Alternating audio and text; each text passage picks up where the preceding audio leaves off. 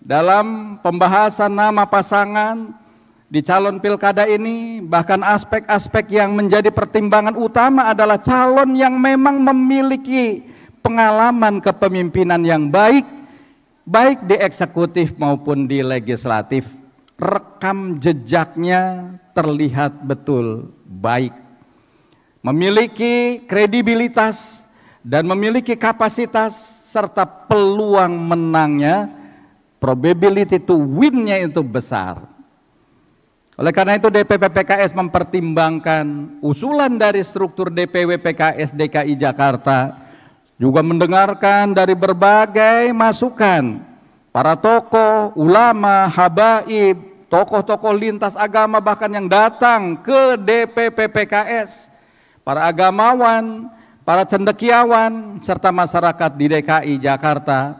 Maka Dewan Pimpinan Tingkat Pusat DPTP PKS pada rapat di hari Kamis 20 Juni 2024 telah memutuskan mengusung Bapak Anies Rashid Baswedan sebagai bakal calon gubernur dan Bapak Muhammad Sohibul Iman sebagai bakal calon wakil gubernur.